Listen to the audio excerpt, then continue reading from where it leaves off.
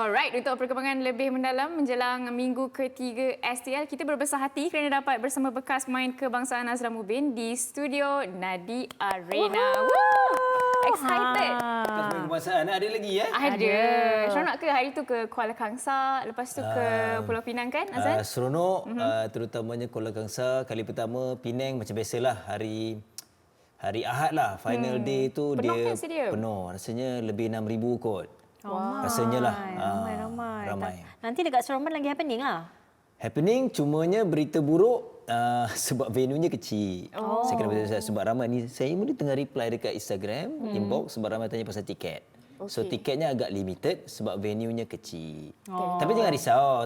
Kalau tak ada rezeki datang ke Seremban, boleh tengok Astro Arena. Dan next week-nya berikutnya di KL. So Seremban KL tak jauh, boleh datang ramai-ramai. Betul. Yep. Kalau tak dapat pergi secara fizikal, of course kena tengok Astro Arena. Ramai Kita sangat. belanja kat sini Kita bagi lah. rating naik. Ramai sangat yang nak jumpa Azlan Mubin live face to face. Betul, Dia nak nak ambil gambar. zoom sekali. Itu yang penting. Lan, selepas 2 minggu, adakah Azlan rasa kedudukan pasukan di Liga ini menepati jangkaan Azlan sendiri? Top 3, top 4 pada saya okey. ATM, KL, Penang. Tapi yang mengejutkan saya adalah KPT Masum Knights. Walaupun dia kedudukan kelima, tapi dia antara 3 pasukan yang baru tewas sekali. KPT, Penang, satu lagi pasukan, alamak saya lupa. Tapi 3 pasukan lah yang baru tewas sekali. So KPT mengejutkan jugalah pada saya lah. Dan itu antara petanda baik lah KPT akan beri. Ini maksud saya ialah betul. KL, Penang dan juga KPT yang baru tewas sekali. So KPT paling mengejutkan saya lah. Sebenarnya apa yang KPT Masum Knights ni lakukan hingga mereka boleh dalam kelompok pasukan yang baru tewas sekali ni? Apa special sangat tentang mereka ni, Azlan? Semalam pun KPT datang ke PM sama AM. Ialah perkongsian dari pengurus dan juga pemain. Tapi pada saya peribadinya ialah sebab saya tengok pemain boleh main. Cuma mereka kurang experience pada saya. Cumanya yang boleh mereka konsisten begini, saya rasa mereka tak ada tekanan. Underdog, turun sebagai underdog dan mereka enjoy start game. Itu yang kita nampaklah sebab last week pun mereka kejutkan Negeri Sembilan Antlers. Bila kemenangan Negeri Sembilan Antlers tu hari Jumaat tu yang buat momentum tu berterusan, tewaskan pula Melaka second game. Power KPT Masum ni. Betul. Kejut ai. Powernya. Tapi tadi kita ada bincangkan mengenai venue yang akan datang ni untuk minggu akan datang ni, which is Seremban. Selain Lan cakap venue tu kecil, mungkin apa yang menantilah penonton-penonton di Seremban ni? Apa yang Seremban menariknya? ialah peminat Negeri Sembilan Antlers. Negeri Sembilan Antlers dalam kedudukan yang kalau kritikal teruk sangat, dia crucial lah. Dia perlukan kemenangan. Jadi untuk peminat sebab Negeri Sembilan di home ground ni lawan dia kuat. KL, Johor, Perak. So perkara ini berlaku oleh Perak last week di Penang. So 3 pasukan antara pasukan pilihan. Jadi Negeri Sembilan perlu bekerja keras lah. Itu yang saya rasa penantian peminat dan Negeri Sembilan kena buktikan di laman sendiri untuk mereka bangkit. Walaupun kuat, ialah atas kertas nampak sukar. Tapi saya percaya Negeri Sembilan boleh. Harapkan sokongan peminat, aura tu datang dan mereka boleh kejutkan. Dan yang paling penting bagi game, the best game lah. Adakah kelebihan akan tetap bersama dengan mereka in terms of penyokong ke ramai juga penyokong-penyokong pasukan lain yang akan datang ke Seremban nanti? Ramai juga saya dapat rasa macam KL Tanda akan ada. Tapi untuk Negeri Sembilan itu sepatutnya akan ada kelebihan. Kalau kita pemain, saya bukan pemain, bila ramai cakap Penang ramai, dia akan bagi semangat untuk kita perform yang lebih macam mana ATM lakukan kita berdepan dengan Penang. Ya, Penang ada ketika tu tapi ATM tu je contoh ialah ATM absorb semangat tu dan mereka buktikan kejutkan tuan rumah. Saya nak benda-benda tu berlaku lah. Untuk Azlan sendiri expected tak dengan keputusan 1 kemenangan dan 3 kekalahan buat Negeri Sembilan untuk setakat inilah? Saya tak expect pada awal. Okey. Terutamanya ketika mereka lawan KPT Masum Knights tu saya rasa tak patut Negeri Sembilan kalah. Tak patut mereka kalah sebab kalau ikut kualiti pemain, pengalaman pemain Negeri Sembilan tu ada. Terutamanya Hafizul Ayazi kat sana, kemudian Zul Effendi, Fida. Itu antara pemain yang pengalaman. Haziq, pemain muda, ada kualiti servis. Tapi apa yang saya tengok pada saya lah, apa yang berlaku kepada Negeri Sembilan ialah mereka nampak macam tertekan sebab tak enjoy the game dan regu tu tak ada satu anchor yang boleh kontrol bila Haziq. Okey. Haziq bagus bila dia servis menjadi. Tapi bila dia tak menjadi, siapa nak kontrol Haziq? Itu masalah regu Sembilan. mereka main meriah, bagus. Tapi soalan macam bawa diri sendiri. Dia kena seorang yang boleh communicate, boleh bantu Haziq nak kembalikan keyakinan dia. Jadi itu yang tak ada kat Negeri Sembilan dah 2 minggu ni. Jadi saya harap minggu ketiga, Zul Effendi saya rasa boleh main peranan tu. Dia kena banyak cakap dengan Haziq, kontrol Haziq bila dia menurun, bila dia down, untuk dia comeback balik, kerana servis dia bila dia menjadi bahaya bila dengan Sabah first set menang senang 21-9, tapi mereka kalah 2 set berikutnya. Tak patut berlaku pada saya untuk Negeri Sembilan Antlers. Okay, hopefully Ada mistake alpha. ni kita tak nampaklah dekat Seremban nanti. Okey, kita move on daripada Negeri Sembilan. Kita nak juga tanya tentang pasukan KL Thunder, pasukan tunggal tanpa kekalahan. Siapa pemain yang setakat ni memang menonjol dan akan terus membuktikan dirinya cukup berwibawa dalam STL? KL Thunder, kita tak boleh pertikaikan semua pemain berkualiti. Yes. Di pemain utama setakat ni mereka kekalkan Khairul Zaman, Amir Zazwan, Tekong Syairosdi. Simpanan pun ada Aizat, lagi ada Ridwan Hakim tak turun lagi. Tapi kita ambil 3 pemain utama ni. Tapi pada saya yang paling outstanding, yang paling main peranan adalah Syairosdi. Syazari kita tahu ada kualiti, tapi saya banyak kali cakap ialah Syahir musim ni kita nampak dia lebih matured, lebih berpengalaman, dia tahu macam mana nak kontrol yang saya katakan kepada Haziq tadi. So sebelum ni, musim-musim sebelum dia banyak dengan Azhar Alias. Syahir bila dengan Azhar, kita nampak Azhar banyak kontrol dia, banyak jaga dia. Tapi saya pun surprise juga bila dia pecah dengan berpisah dengan Azhar Alias, kita nampak Syahir boleh manage diri dia.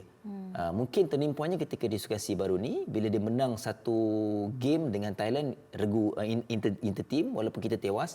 Tapi saya itu bagi motivasi yang kuat untuk dia kontrol macam mana berlaku dalam 2 minggu ni. Kita tengok Syahir pun memang, kalau personally kita tengok bukan tu yang terbaik, tapi yang bagus saya kata ialah dia tahu macam mana nak kontrol. Dia tak menjadi, tapi bila dia try to control, at least dia kurangkan kandas. Itu yang kita nak. Dan Syahir dah buktikan.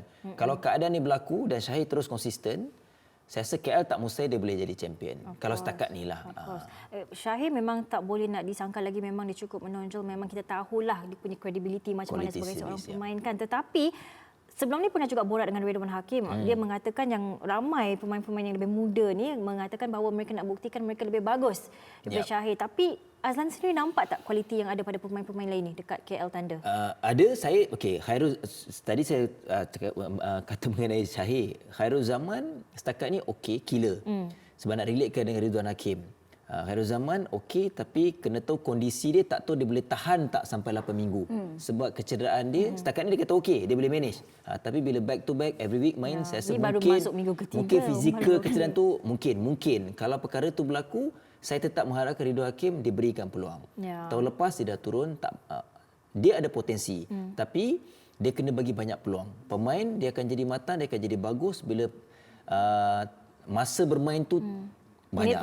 Minit permainan tu banyak. Macam mana Syahir proses semua tu, kematangan tu akan berlaku bila banyak main. Jadi andai perkara tu berlaku, dan saya pun jangkakan akan berlaku lah untuk KL. Saya rasa Khairul Zaman tak akan terus setiap minggu akan diturunkan. Andai perkara tu berlaku, Ridwan Hakim kena buktikan. Sebab pemain ni, saya harapkanlah bila dia dah 2 minggu di simpanan, dia punya keinginan nak main geram tu tinggi. So bila keinginan tu tinggi, bila diturunkan, saya harap Ridwan Hakim dapat buktikan, dia kena buktikan bila dia dah main, Khairul Zaman kena duduk simpanan. Bukan maksud saya, perkara baiknya positif, pesaing positif, maksudnya dia pun layak. Minit permainan. Bila layak dia killer utama, jadi KL ni akan terus digeruni lah. Meaning yang macam kalau apa-apa rotation yang coach lakukan pun tak ada masalah pun untuk KL Thunder. Sepatutnya kalau tengok. Awal saya ingat Penang, tapi Penang minggu kedua, dia pun pressure bila lawan dengan ATM. Tapi positivity yang dibawakan Syahir tu baguslah, walaupun dia berpisah dengan Azlan. Tapi dia boleh bawa diri dia sebagai orang kata main lah, macam dia boleh kawal suasana sebagainya. Dia dah nampak dia matang lah dalam gelanggang. Okey. Alright. Okey, kita nak moving on pada satu lagi perlawanan, ATM Guardians lawan Johor Tigris, kebangkitan Johor yang akan berterusan dengan keserasian Rata Dutch. Azlan rasa. Atas kertas kalau ikut performance ATM, saya rasa ATM dalam kedudukan yang baik. Hairul Azizi terutamanya minggu kedua di Penang memang dia outstanding. Ketika dia dengan bomba dengan Penang memang banyak peranan servis daripada Hairul Azizi. Kalau perkara itu berterusan, saya rasa sukar sikit untuk Johor kerana walaupun dari segi attacking Johor ada kelebihan juga, Rata Dek.